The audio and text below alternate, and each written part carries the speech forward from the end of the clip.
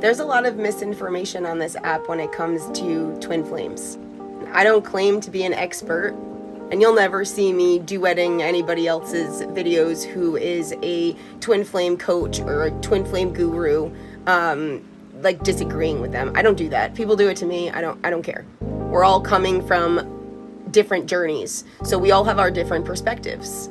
But there are some things that I see on here that are being told to the new people entering the twin flame world who are trying to gain all the information they can to understand it.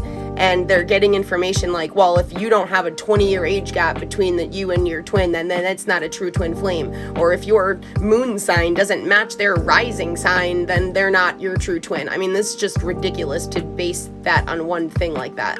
I've heard people talking about how twin flames aren't meant to be in a relationship, that you'll never ever get commitment out of your twin flame, that it's just completely toxic all the time. And I will say that anybody who says the twin flame journey is not toxic doesn't know what they're talking about, because it absolutely can become toxic. Hurt people hurt people.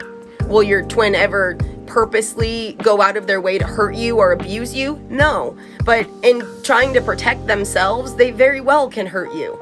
People saying that your twin flame is only meant to come into your life to trigger you or to wake you up, but that you're not meant for union. That is a very, very negative and egoic way of thinking. And it really shows a lack of belief and faith and trust in the universe and in yourself.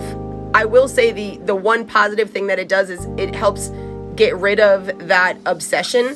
Because if you're thinking, oh, well, we're never going to end up in union anyway, then you'll stop obsessing over it. That is like the one good thing. It's easier to accept you'll never end up in union if you believe that twin flames are not destined for union. But this will literally take you farther away from your spiritual path.